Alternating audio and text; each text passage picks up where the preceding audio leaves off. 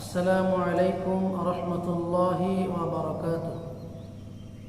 সম্মানিত দর্শকবৃন্দ, আজকে আমরা এই ভিডিওর মাধ্যমে জানব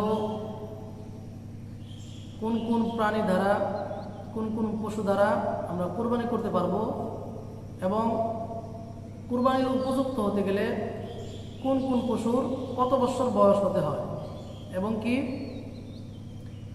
একটি পশুতে সর্বোচ্চ কতজন অংশগ্রহণ করতে পারে। তো সম্মানিত দর্শকবৃন্দ, এক নাম্বার যে বিষয়টি সেটি হচ্ছে আমরা কোন কোন পশু দ্বারা কোরবানি করতে পারব। তো সম্মানিত দর্শকবৃন্দ, আমরা গৃহপালিত যে সকল পশুগুলি রয়েছে তার মধ্যে উট, গরু, মহিষ, ভেড়া, বকরি এবং দুম্বা এই সকল গৃহপালিত পশু দ্বারা আমরা কোরবানি করতে পারবো ইনশাআল্লাহ। এবং কোনো বন্য পশু দ্বারা, বন্য প্রাণী দ্বারা আমরা কোরবানি করলে কোরবানি আদায় হবে না। সেই জন্য আমাদের গৃহপালিত যে সকল পশু থাকে, প্রাণী থাকে, সেই প্রাণীগুলির থেকে গরু, উট, দুম্বা, মহিষ এবং ভেড়া, বকরি এই সকল পশুর দ্বারা আমরা কোরবানি করতে পারবো ইনশাআল্লাহ। দ্বিতীয় নম্বর যে বিষয়টি সেটি হচ্ছে কোন পশুর কত বছর বয়স হতে হয়। উটের ক্ষেত্রে সর্বনিম্ন 5 বছর বয়স হতে হবে। 5 বছরের নিচে হলে উট দ্বারা কোরবানি করা চলবে না। এবং গরু, মহিষের ক্ষেত্রে সর্বনিম্ন কমপক্ষে 2 বছর বয়স পূর্ণ হতে হবে, তাহলে আমাদের জন্য কোরবানি করা চলবে। এবং কি ভেড়া, বকরি এবং দুম্বা এই সকল প্রাণীর ক্ষেত্রে কমপক্ষে 1 বছর পর্যন্ত বয়স হতে হবে, তাহলে ওই প্রাণীগুলি কোরবানির উপযুক্ত হবে।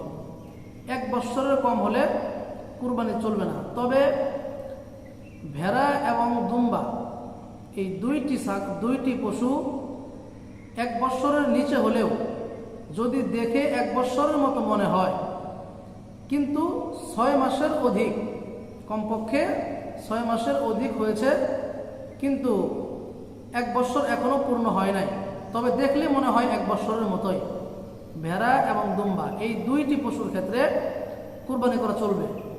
ছাগলের ক্ষেত্রে 1 বছরই প্রযোজ্য। 1 বছর পরিপূর্ণ না হলে কুরবানি করা চলবে না। তো সম্মানিত দর্শকবৃন্দ, আরেকটা বিষয় সেটি হচ্ছে আমরা একটি পশুতে কতজন পর্যন্ত অংশগ্রহণ করতে পারব।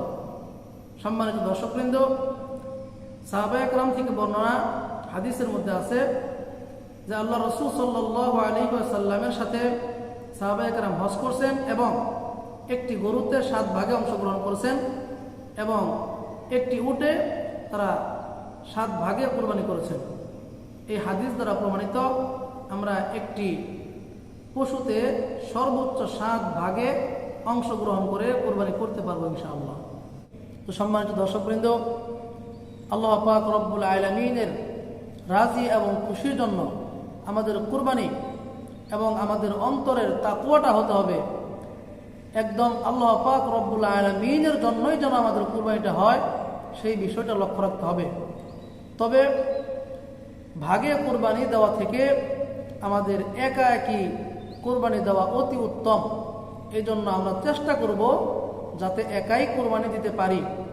একা যদি একটি গরু না পারি, তাহলে একটি ভেড়া, বকরি, দুম্বা দ্বারাও কোরবানি করতে পারবো।